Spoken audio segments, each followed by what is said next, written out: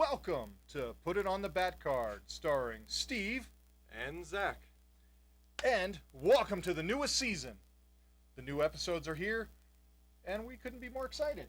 Yeah, I mean, production value now. Yeah, it's a little better. It's no longer the counter. Hopefully, this all gets accepted and running through Amazon, which would be really cool. Yeah. More distribution. I mean, we now have We'd be on IMDb. It's the weirdest thing. We're there now. Oh God! Don't tell anybody. But more importantly, this new revamped show is more structured. It's no longer live. As much as the live is fun, we want to put more value into the show and really a focus segment for each and every one of you. So we have a list of items to discuss. We have a special guest tonight. We will be speaking with Frank Gogol, writer of No Heroine and Dead End Kids. And grief. Yes. But we're going to start tonight with the casting of Moonknight. So, oh man. To say I'm really excited that we actually are getting some, like, movement forward on Moonknight. Sorry. But to say that I'm excited that we're actually getting some movement forward on Moonknight would be an understatement, because, I mean, it's Moon Knight. And from what I can remember and what I understand, the casting is Oscar Isaacs, if I'm correct. Yes, you are correct. We're getting Poe Dameron as the insane millionaire. Sorry, sometimes cab driver, sometimes face terror. Not just that, he's Khonshu. not just Poe Dameron. This is not his first time in the MCU. Well, in the Fox MCU, he was there once before. In the Fox XCU, I guess to say. Yeah, that's a little more appropriate. But you gotta remember the hyphen though. Yeah, he did play Apocalypse in X-Men Apocalypse as well. So it's not his first time in a comic book movie. I don't even want to count that movie as a comic book movie. That was weird. But it was a comic book movie.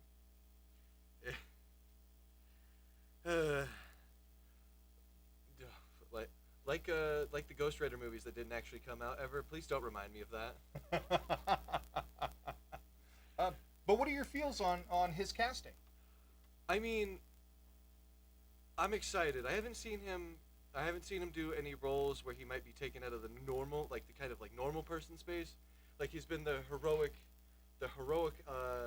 like lead of the resistance almost. He's been almost an Ivan Ooze blue man in Apocalypse, like a not imposing kind of weird guy. But I really want to see him. I want to really see what is like if he's up to snuff, I guess, so to speak, to be the insane avatar of Khonshu Moon Knight himself, Mark Spector. But I mean, he's been the insane ooze man of like Apocalypse before, and that was definitely interesting. But I just don't know if he's up to snuff to play, the insane, potentially not even superpowered superhero of Mark Spector. We'll see what he has available to him, because he did play villain, and he didn't do a bad job in Apocalypse. Yeah, it's not his fault that the script wasn't tweaked correctly for bringing the character to the big screen. Yeah, he was a good passenger, but when your vehicle is an on-fire New York taxi, it doesn't really help. You're not wrong. All right. But I guess we're both cautiously optimistic / excited, because number one, having a cast for Moon Knight means that the show's moving forward. Mm-hmm. We're finally getting movement. Oscar Isaacs is a good actor. He's a good cast member for everything that he's been in. Yeah. So we have possibilities. I'm excited. I like Moon Knight and I like I like what like Moon Knight does, what he stands for, I guess to speak. Maybe not ripping off people's faces, but like I'm happy he's getting a movie. I'm gonna be like less hyped than I was for New Mutants because it's never good to go into a movie with that much hype. Yeah, it could be problematic, but if you're cautiously optimistic, that's really all you need to be on something like this. Yeah, because you almost always be pleasantly surprised. Because let's be honest, the true MCU thus far, and we're talking from Iron Man through Endgame, the movies, they've not screwed any of them up. Some of them haven't lived up to expectations in terms of viewers, but that's not to mean they didn't live up to the expectations of the creator or of the source material. Because they've stayed true to the source material. They might have changed the story, they might have added in items, but they've stayed true to the core of the character, the core of the story. Yeah, the essence of everything. Yeah. And I mean, I think the only thing that's a downside is that if around the Iron Man #1 days, if they start busting out some of the more obscure characters, that would have been almost preferable, because now you get to the point where the movies have been so good, fans be a problem overall. So, I mean, Yes, like, but we are getting some of the weird stuff, so I'm happy. yeah, I mean, we're getting Moon Knight. We're getting Kang. Kang is cool. I don't want to hear anything. I'm not talking shit on him. I'm just saying that it is he's not your mainstream character. Yeah. He's still fringy enough, like Moon Knight, to bring some newness to the universe. And so I'm excited that we still have characters that we can do that with. I mean, they did bring one of the most obscure characters to the screen and screwed it up, but that was Marvel Television, not Marvel Entertainment. Yeah. So They tried to make Hellcat cool. I was that's it. I quit. I'm out. Hey, welcome to the Zach and Zach show. All right, and then next we've got October 30th.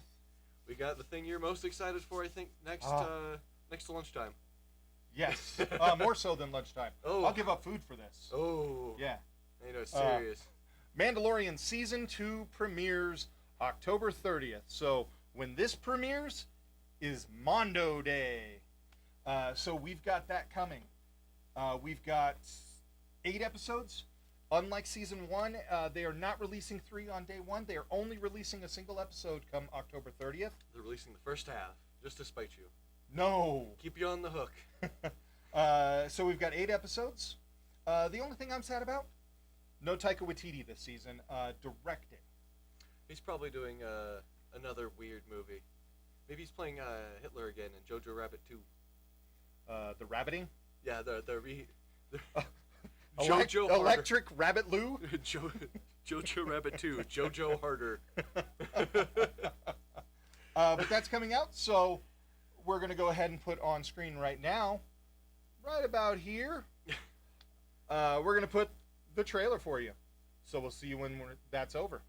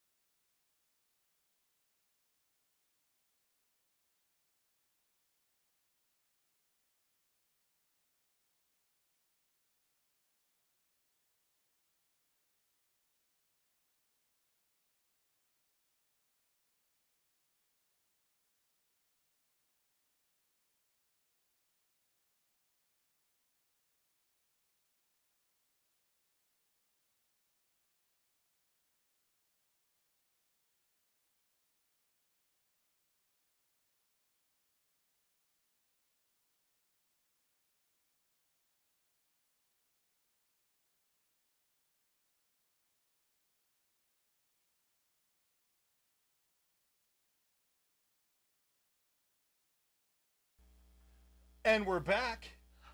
I hope you guys are excited about Mandalorian as I am. Ooh. Oh, that trailer. I didn't like Star Wars that much, and that's pretty cool. Yeah. Dude, it's everything good about Star Wars. It's a space western. It is sci-fi. Getting back to the space western desert planet adventure stuff is the best thing that Star Wars could have done. Return to Jabba's palace.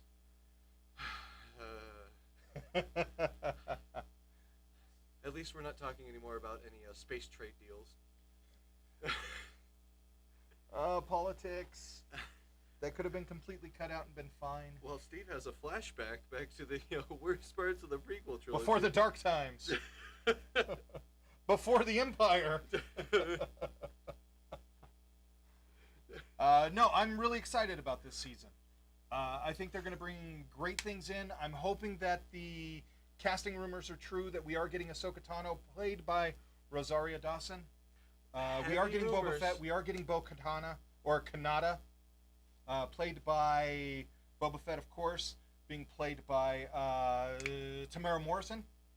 And Bo-Katan being played by Katie Sackhoff, who voiced her in the Clone Wars and in Rebels. So she gets to play the live-action version of the same character, and I think that's really cool. Yeah, that's pretty cool, honestly. Overall. Hey!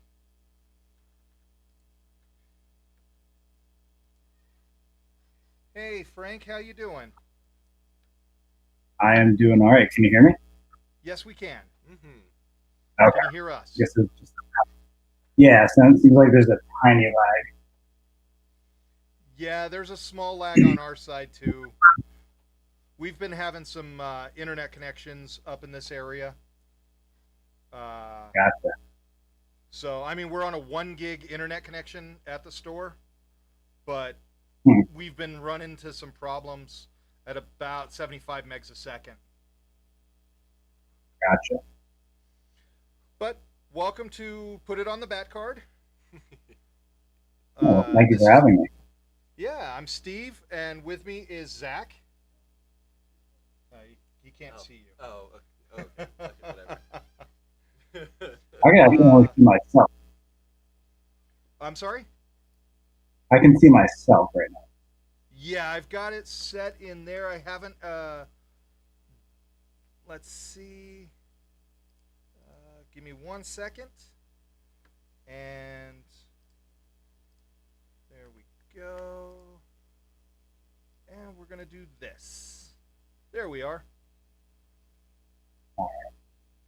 All right. Well, welcome to the show, Frank. We're excited to have you.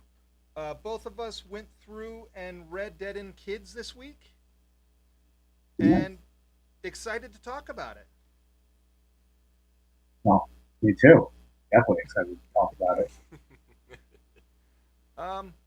Tell us a little bit of your inspiration on the book. Well, before we get started, let me ask, are you talking about the new book or the first volume? The new volume. Okay, yeah. So with the new volume, let me back up a little bit. When the first volume was coming out, it was a much bigger success than anybody sort of had anticipated. Much bigger than I had thought it would be, at least. And between the first 2 issues coming out, the publisher, Source Point Press, came to me and said, "Hey, this is doing really well. If you want to do more, we would love to put that out for you." And I didn't really have a story in mind. I didn't really think there would be a sequel, and I didn't really have anything to go on. So I said maybe, kind of like leave the door open a little bit. And because if you've read the first volume, you know that it kind of ends with a pretty fine point on it, and to go back and do a story with those characters again would maybe undermine the ending or kind of feel shoehorned or forced in. And I wasn't really interested in doing that. But last winter, I watched True Detective Season 3, having been a big fan of the first season, and to a lesser extent the second season.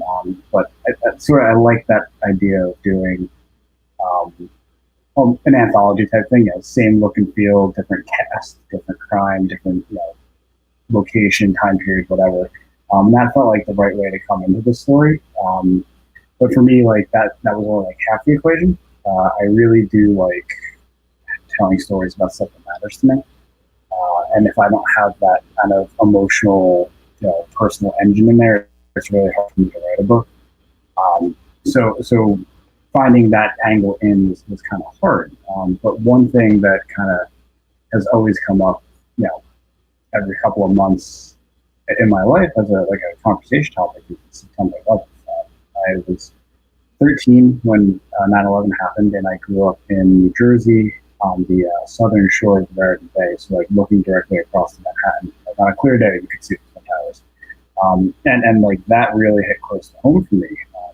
But then I got to start thinking like it really has kind of impacted and affected everything at every level ever since. I mean, even people in other countries are affected by it because they have to fly differently than the US. Right. But here at home, it really impacted, every American, and even kids who weren't born yet. I mean, there's an entire generation of kids who started college last year who only ever lived in a post 9/11 world. They've only ever known what that's like. But it got me thinking about what did this do to the generation of kids who were my age.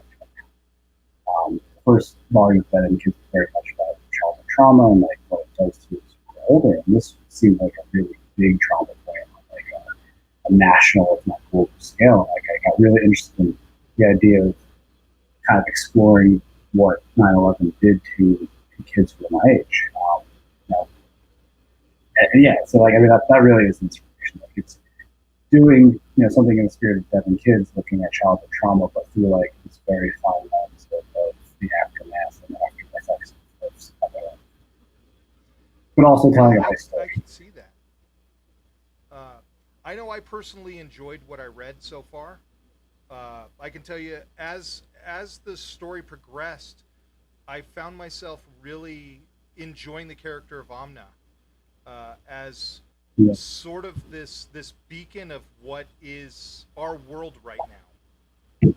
Mm-hmm. I know you and I spoke about no spoilers, but if I can, uh, Sure. the medical bills, Mm-hmm. like that hit home with me just because of how much our world has changed, directly tying into 9/11, where even as something as simple as healthcare is now one of the major political points of every generation alive right now. Mm-hmm. And I thought it was interesting and poignant to pull that into a story as a motivational point. I hadn't read that before, and I was both impressed and intrigued by how that's going to affect her character as the story goes on. Yeah. So like when I was designing the characters, I kind of worked backwards. Like I said, I grew up like right in the shadow of everything that was happening. So I come from the family of first responders, firemen, EMS, and EMTs, police. And I knew as family, running to Ground Zero, I knew about firefighters and EMS. We'd go in Ground Zero, we called in from New Jersey. I went to school with kids who lost uncles and aunts and cousins, Oh at wow! one of the three sites. It's always been really close to home, and I started sort of reverse engineering the characters from kind of some of the different angles. I wanted to have each of the kids kind of be going through like a different aspect of how this all played out. So Tori, who's sort of the main character, she is the daughter of a firefighter who died on Ground Zero on September 12th. Right. Brian is the second sort of main character. He's the brother of a soldier who died in Afghanistan a few years after he invaded. And then Amna, like you're saying, she's a young Pakistani American woman who is living in this post 9/11 world with like this extremely racial, exacerbated racial tensions. And the story is set in 2008, so like this is even kind of like a window into now in a lot of ways, but it's like even a watered down version in some ways. The medical bills thing was kind of it's almost a double beat, honestly. Like we did something like that in the first volume with the character Tank. It wasn't his motivation to get some medical stuff, and this was kind of like looking at it from another way. Amna is she's like the hopelessly optimistic, like good character of the bunch. And I kind of wanted to like make her tragic in a way that was beyond the race stuff because that's part of the character. But I didn't want it to be the whole story. I wanted her to be her own thing outside of being Right. Pakistani. And giving her this motivation for doing something incredibly outside of her comfort zone. I don't want to say too much more because it's not giving it away, but yeah, it was very on purpose, and yeah, it is poignant. Like I mean, I have health insurance now this time in my life. I've had it for the last few years consistently, but I remember the time where I was like, I definitely can't break my leg this year. Like, no way. um, so with this story, what are your ideas for the arc, or how long are you looking at the series running? It'll be 4 issues. So it'll start coming out in January and run through April. Okay. And yeah, that's just kind of where I'm at in my career. Like I try not to bat too much above my level. I've done a couple of 3 issue miniseries. I've done some one shots. I did a short story collection. Just kind of with each project trying to level up a little more.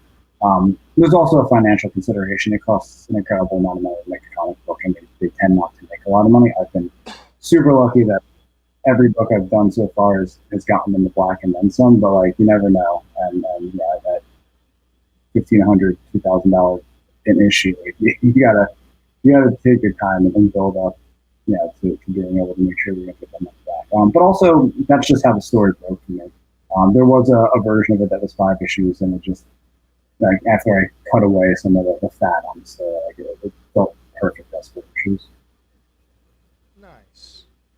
Yeah, I know that self-publishing headache can or self-financing on it can be a real taxing situation firsthand.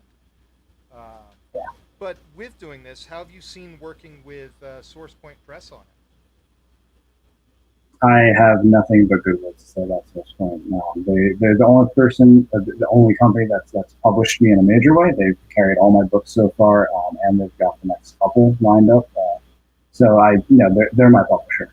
But Nice. it's a really good company. I mean, it has a real grassroots approach. Like prior to COVID when conventions were still a thing, like they were doing 60, 70 shows a year and really getting out there and meeting people and putting books in hands. And I really dug that. Like I have a really strong punk rock background, and like that idea of like getting out there and hustling and just like treating conventions like a tour rather than like this thing you do every couple of months because you have to. Yeah. So I've always resonated with that. But they've just taken really good care of me. They pay my royalties on time.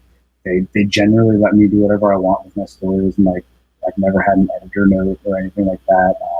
If I want to market the book a certain way, like I have very very elastic freedom with that. Like I've been working with other publishers this year.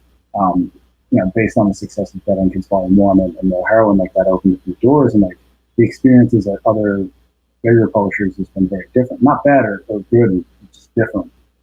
But what SourcePoint is doing is really outside of the realm of what I think most publishers are doing for their creators, and I appreciate that. So like, maybe I'll write for Marvel one day, maybe I'll write for DC, maybe Boom will publish me, but I'll keep working with SourcePoint as long as I am because they're just a wonderful company. And I think that they genuinely care about retailers and those relationships, which is something I wish some of the bigger companies did more of. Like I know Aftershock is awesome about stuff like that, and Scout has been really good about that. And SourcePoint's in that same group of retail or not publishers who really have those strong relationships. It's not like they're going to order 100 copies of this book because they're awesome. Like I really appreciate that, and because I'm like that. Like I do a lot of retailer outreach and managing those relationships and checking in on people, especially at the beginning of the pandemic and all this local shit. Like I spent a lot of time just reaching out to people saying, "Hey, how you doing? Like okay, can I help?" And that's the kind of company Source Point. So I appreciate that. Well, I can tell you that our comic store is going to be definitely carrying this book, and it's going to be one of, at least in January, is going to be one of my picks of the month. I I appreciate enjoyed that it, too. and I'm looking forward to all the issues, and I can't wait to share it with our customers and share it with all the fans out there as well. And that means the world now. But yeah, I'm really excited. Like I really love the first book. It was such a great miniseries to have, like for my first miniseries. Like Grief was a great book, got me a Ringo nomination. Went to a second printing this year. It's like the gift that keeps on giving. That was my real first book. The Dead End Kids was my first miniseries, and it was, like I was saying earlier, so much bigger than I ever thought it could be, and like put me on the map and on a lot of radars and views that like I just never even considered. Yeah. And to so I love that book. I really do. I always will. This book I think is better. I think this is definitely the better of the two series, and it's just more personal. And I'm older. I'm a better writer now. Maynard, the whole original team's back with the book too, and they're all better than they were too, except Sean. Sean's been master letter since before. But yeah, everyone else is just firing on all cylinders. The covers look great. It's I wish it was James for a lot of reasons, but definitely for the book. Well, it's easy to understand what's going on, both visually and through story. It's easy to catch up to where you need to be in a very fast-paced time, and you don't feel lost in any panel. And you've succeeded in making something that's readable, enjoyable, and entertaining all at the same time. So, congratulations. Well, thank you. I mean that was the goal, and I'm glad to hear that we hit the mark because you always wonder, right? Like you always wonder, Oh yeah. A, is this going to be good? I was particularly nervous when I started writing this book because the first book, I feel like there's going to be a really high expectation coming from this one. Like, people really resonated with the first one, or vice versa, I guess. And I can tell right off the bat, not every book is for that person. So like I'm sure there are going to be people who say, "Hey, the first one is better, the second one is better." But I feel really good about how wide a net this casts in terms of people who can read it. Oh yeah, you hit every aspect of readers, I think. So you get the action, you get the drama, you get the intrigue, um, and you get just Sounds like a James Bond characters. Almost, Oh, yeah. yeah. Thanks. I Uh, mean, like characters are my favorite part. I always say that I don't write I don't really plots or character arcs, which I don't know if that makes me different than any other writer, but it always everything evolves out of the characters. Sort of putting them through the meat grind. I always think back to like Stan Lee Spider-Man, Stan and Steve Ditko.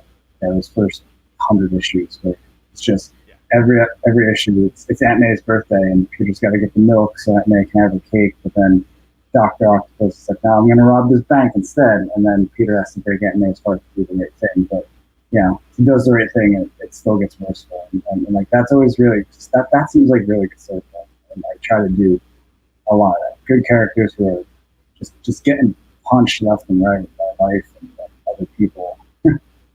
Well, people don't love comic books because of the story. They love comic books because of the characters, and the story keeps them reading further when they've been reading enough. So the story keeps them Yeah, intrigued, but the characters are what really draw people to titles.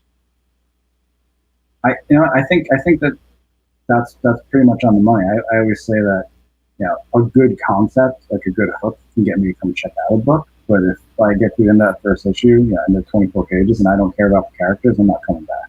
And I can't tell you how many comics I pick up that this is such a great idea, and like the action's great, and like the art looks good, but like I just don't get invested in characters. Like there's one really prominent writer who I want to love so much, but his books are all just it's all really beautiful plot. Like he works with some of the best artists in the world.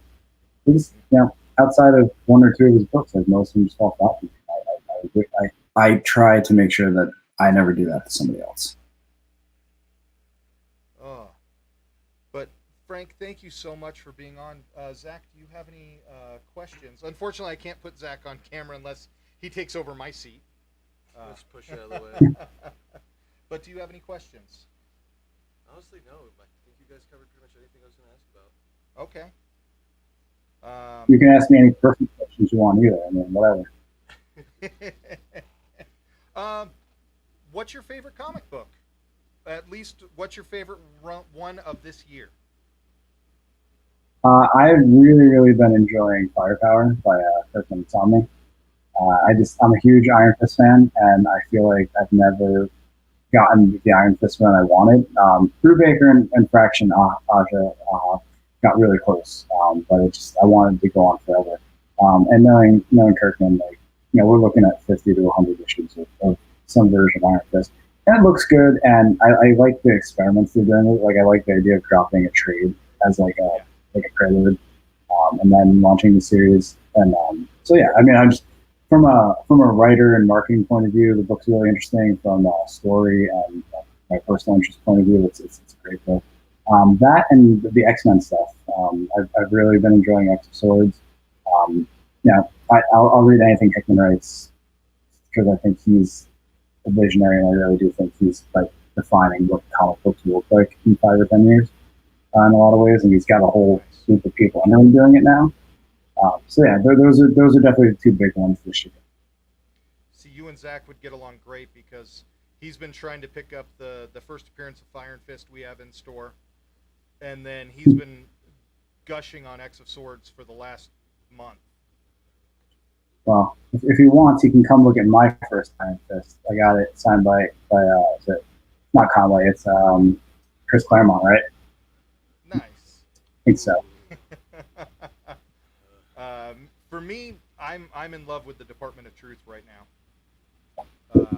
I haven't had a chance to read it yet, but I have it sitting of both issues, and I think Tinian is if not the premier writer, one of the top 3 right now. And like listening to him talk about craft and the amount of thought he puts into things, like that something I actually just lost audio on my end real quick. Hold on just a second. I'm sorry. Let's see if I can just turn off my Bluetooth headphone and see if we can hear you real quick. I apologize. That's all right. There we go. You still with me? Yeah. Can you hear me? There. You there? Can you hear me? Oh, I have lost all audio. Oh no. Oh no. We have lost audio. I apologize, Frank. I am so sorry. We've lost audio from your end, and I'm unable to hear anything from you. No. Let me just check something real quick to see if I... And then I locked up my system. Give me 1 second. The benefits of recording live. So we're going to go back into here. Close that. Okay. Let's see if I can get this all back. All right.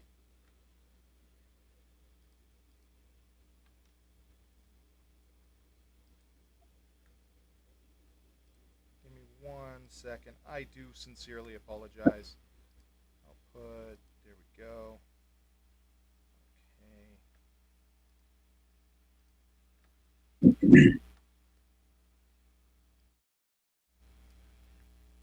Okay. Can you still hear me, Frank? I can hear you. Okay. I'm not able to hear you. Down on our end. I'm really sorry, Frank. I'll have to figure out what is going on. Let me see this real quick. Audio source, audio. Is it on my end? We've No? got you on here. I'm just not able to hear it.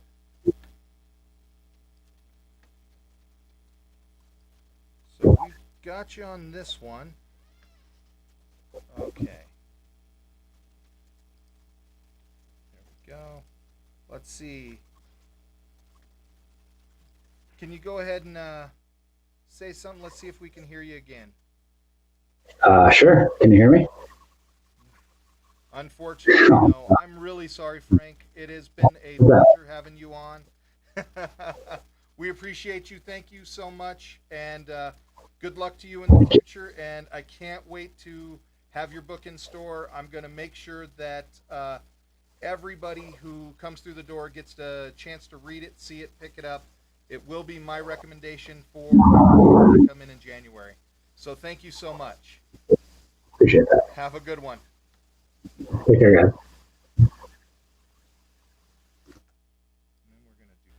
And that was a great interview with Frank God, Gogol. he's such a nice man. He's nice. He knows what he's doing in terms of character creation. He starts backwards forward, which I think is an interesting.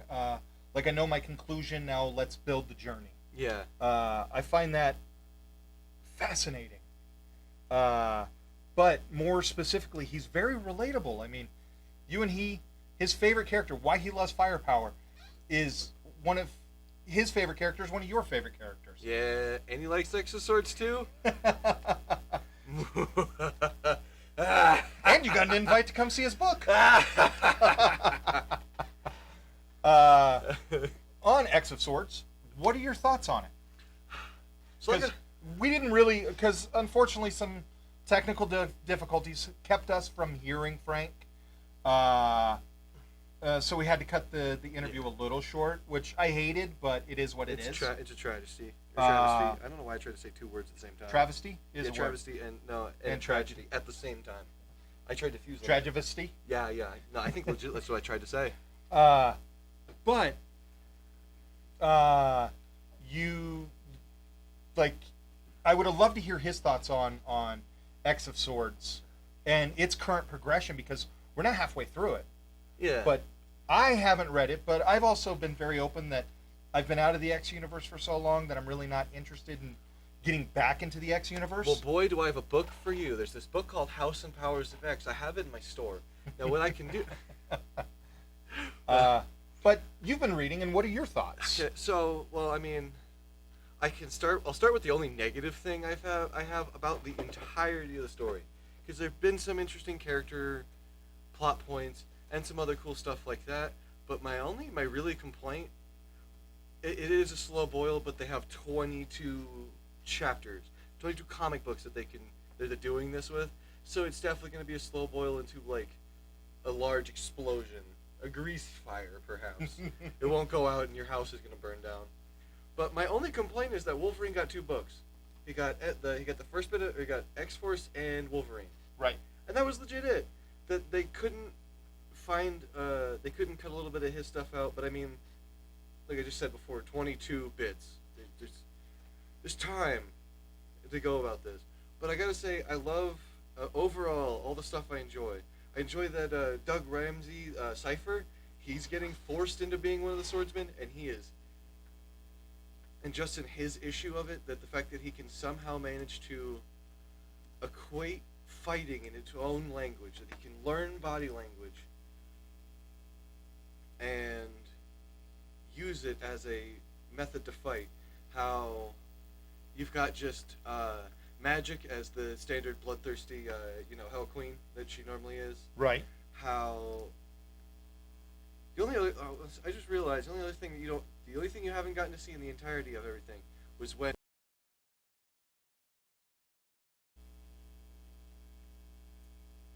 Gorgon shows up like 3 times in all of the new Dawn of X stuff. So I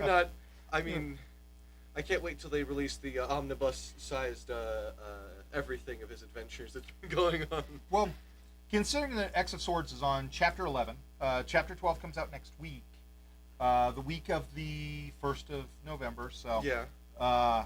What grade would you give the current arc, like the first half of it? I'd have to say probably around a 7.58. I'm not getting blown out of the water. Like, it's not treading any new super amazing ground up until Stasis, but that came out this week, and I'm not gonna spoil anything. Right. It's just rude. But Stasis starts dropping some bombs. But overall, before Stasis, 7.58. It's a slow boil. I'm trying to keep my excitement low so I can withstand the loops of the roller coaster to come. But good story, recommended. Oh hell yeah! If X fan. Even if you're not an X-Men fan, it's an interesting thing. It does delve into some side weird history, but not in a inaccessible way. Most definitely. So anybody could pick up Chapter 1 be right into the story without a lot of like back reading. Yeah, pretty much, because it doesn't start anything crazy, like. So it doesn't.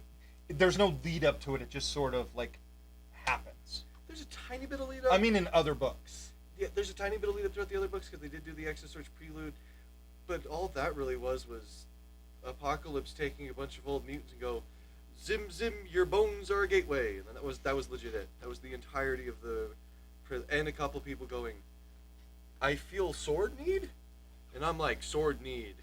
Ooh. Give me that sword action. But recommended by you. Oh, definitely. Okay. 1000%. Get on the X-Men hype train with me, please. I'll be the conductor. Next week starts the second half of Exoswords. I do believe we get 2 issues of Marauders in one go. Next week, you know what else it brings? Crossover. Ooh. Yes, Donny Cates' new Image comic. Nice segue there, huh? Yeah. Crossover. So there's not a lot of story that has been released yet. But I will tell you what Donny Cates has said about Crossover. Crossover, according to him, is the scariest goddamn book that he's ever created or ever attempted to produce in his life, entire life. And that's why it is the most exciting thing that he's ever done. My teammates, or his teammates, will help him try to elaborate and explain this thing to you, to all of us, again, because of its insanity. Imagine Avengers Endgame, but as Cloverfield. He references his release of God Country with co-creator Jeff Shaw. Mm-hmm. And so it looks like Crossover.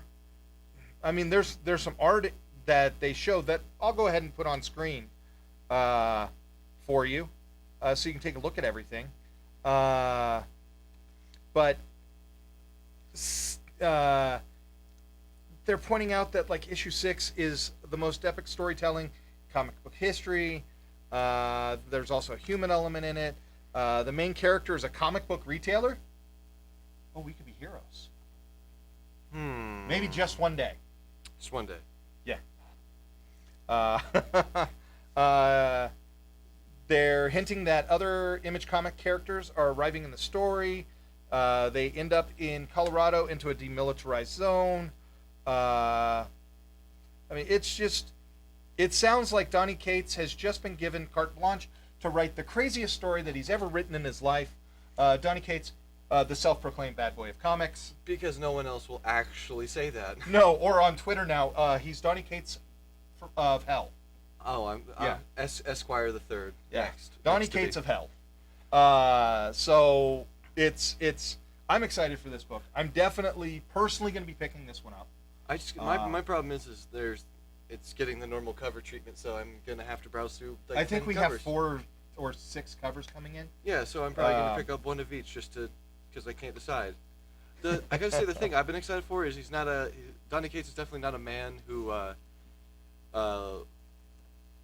procrastinates on getting ready for his stories. No. The last Thor issue, you get the in kind of like a lead up to Crossover, you get the Atomahawk from the title Yeah. comic, and then you get the sword from God Country, and then in the newest Death Metal issue, or the Death Metal tie-in, Rise of the Dark God, Rise of the New God. Rise of the New God. Man, thank God I have a fact checker. You get a character that everyone's starting to think is going to be part of Crossover as well. How does he get this? How does he, a man who writes for Image, writes for Marvel, Works the paper room in DC.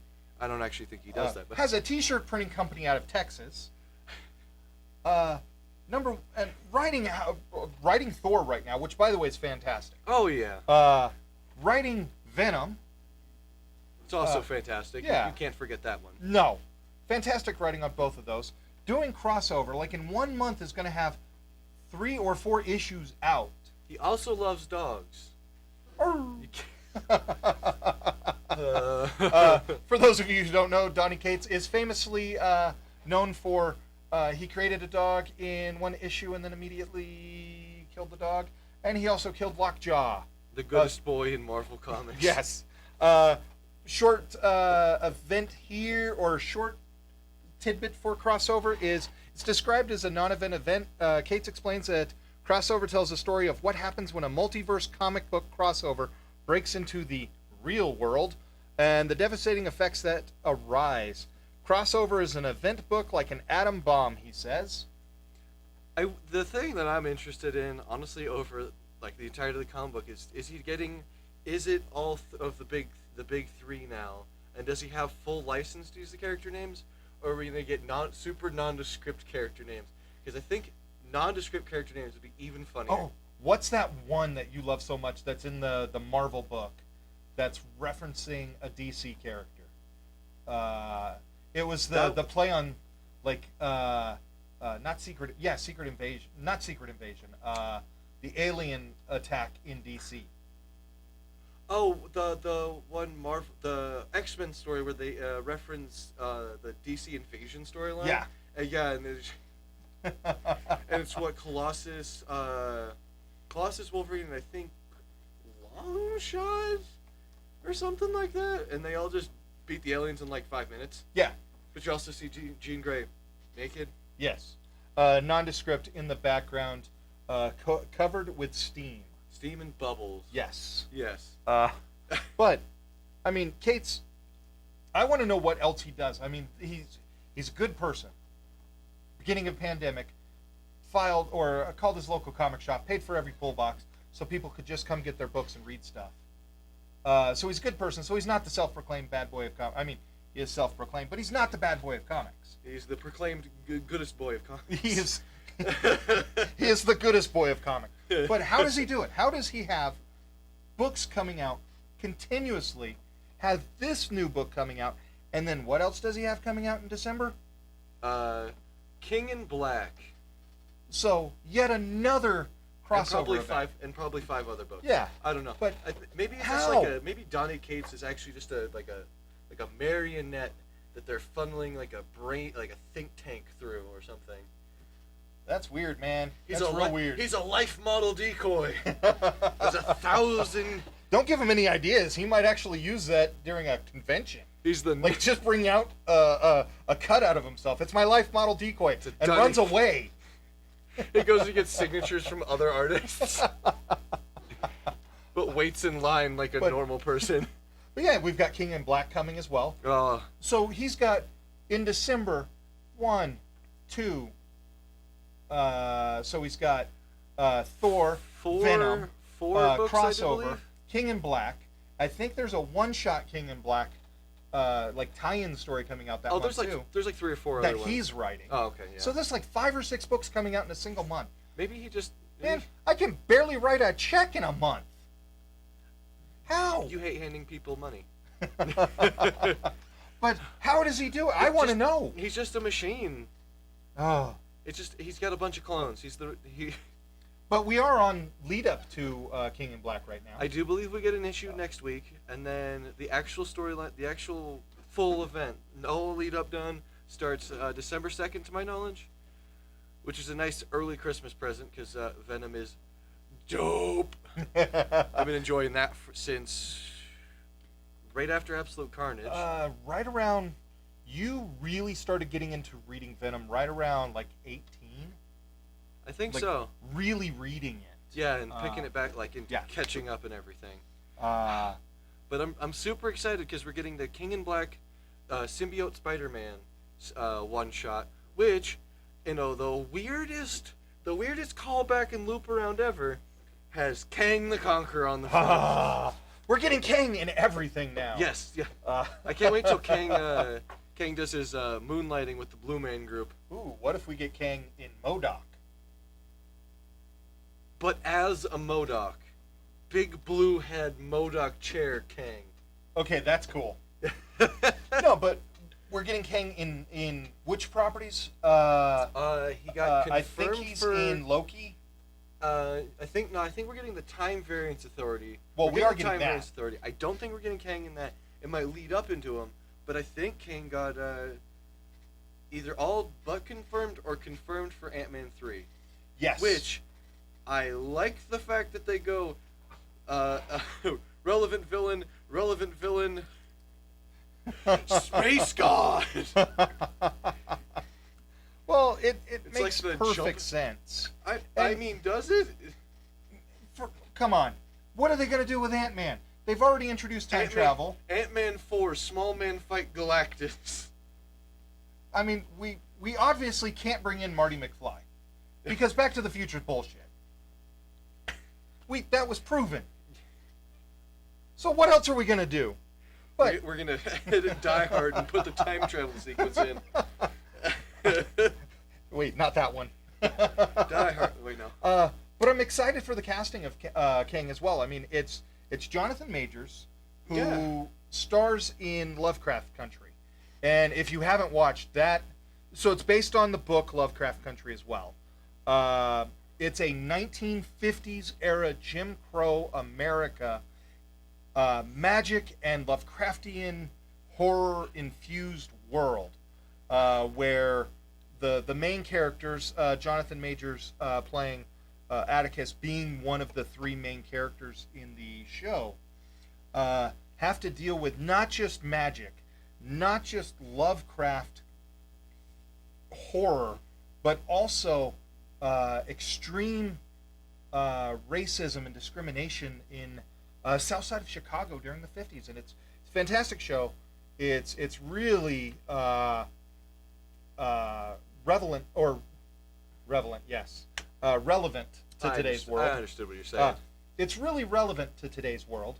And if you haven't watched it, I know Zach hasn't, and I've been yelling at him about every 2 to 3 days. You need to give me your HBO Max sign-in. I don't want to hear anything anymore. I keep asking for it, and you just ignore me. Because I don't remember it. I have to look, and then I never look.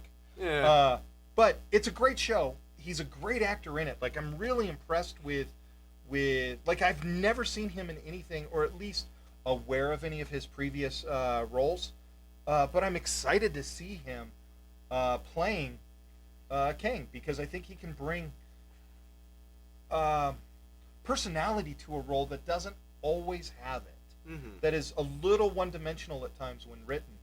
And putting him against Ant-Man, played by Paul Rudd, who did the same thing to Ant-Man, who took a character that, unfortunately in comics for years, lived at this one-dimension level of, I'm really smart, I grow, and I shrink.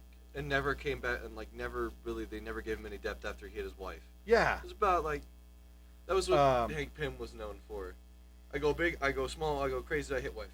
And so having him play Scott, I mean, he really brought a level to the character that made him both endearing and long-lasting in the comic books as well, because Scott Lang in the comics is really taking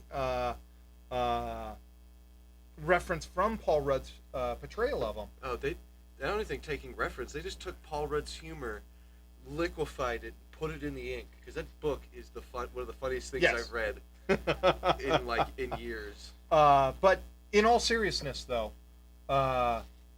he took a character that was one-dimensional and built him into a three-dimensional character, both likable and hated at the same time.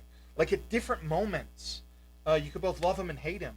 And that's not something that's easy to do for anyone, is to take a character that is so paper thin and build something out of him. And I'm really hoping that they do the same with Kang. And he's playing against somebody who can definitely help him to do that. Mm-hmm. So it's exciting. And then the last thing I've got... I was just waiting. I was gonna say is, I'm just waiting for the start, end, and like the final bit of the ultimate joke of Ant-Man defeating Kang with up-close practical magic. And then Kang getting confused and just popping back into his own timeline. Yeah, it just jumps back into the time machine, gets sucked away. That'll be on the gag reel. Story is, if you didn't know, for Ant-Man 2, Paul Rudd actually learned close-up magic. Yeah. Instead of just pretending. He learned how to do it for the movie. And I think that's one of the most dedicated things I've heard any actor do in a very long time. And I love him for it. I mean, for much more, because he is a great actor. And he's been a staple of entertainment for 25 years. Yeah. He's aged a day. He's like a there's like a national treasure, a world. He's like a universal treasure. Yeah. It's just, oh man. Paul He'd Rudd. be the one to fight Superman in the Aliens versus Humans. And he just practical magic, and Superman would be so confused that he thought it hurt him. He'd get knocked out. He'd get scared because all he hears is magic and jumps out of the ring. TKO. Speaking of magic. Oof. Another good segue. Yes, I'm good. I'm getting good at this. I can't wait for you to go from... But no, speaking of magic, New Year's Eve this year, we get the fourth and final chapter, or fourth and final part, because they do parts on Netflix, of Chilling Adventures of Sabrina. Wrapping up the series, which is sad because I've enjoyed it, but luckily we get comic books to supplement that have really taken from the Chilling universe, instead of trying to modify current Sabrina or previous to Chilling Universe Sabrina, modifying the character and the stories there. They created a Chilling Adventures of Sabrina comic book, and we just recently got in Madam Satan, and I'm really upset that it sold out as quick as it did, because I kind of wanted it. It looked really cool, I gotta say. Everybody angry at dear old Lucifer Daddy, and Madam Satan not wanting Sabrina to ever have the rights to the throne, so to hell with you, or to heaven. Yeah. But I'm excited for that. Here's the trailer. My name is Sabrina Spellman, and I will not sign it away.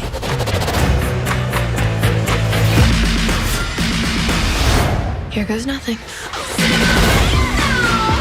We have never faced a peril such as this. There is another will bring.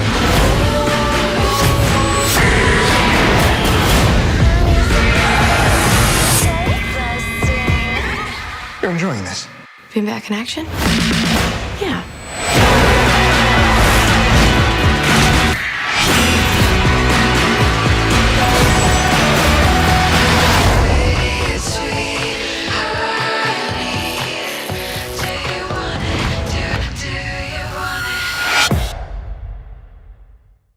But it looks good. I'm excited.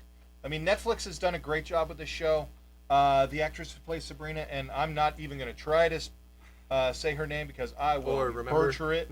I'll butcher it bad. But she's done a great job in the role. I'm really happy that they've brought so much of what Sabrina is into a new universe, while also creating their own universe and not living the diatribes of what Sabrina was, both in the 90s TV show and in the comic books. They've carved out their own identity. They've done a great job. I hope that we see more of Chilling Adventures of Sabrina in the future, whether a Netflix movie or a movie available from any streaming service or anything.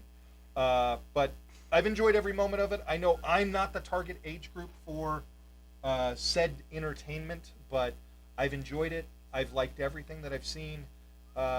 Criticisms, of course, they always exist, but those are minimal.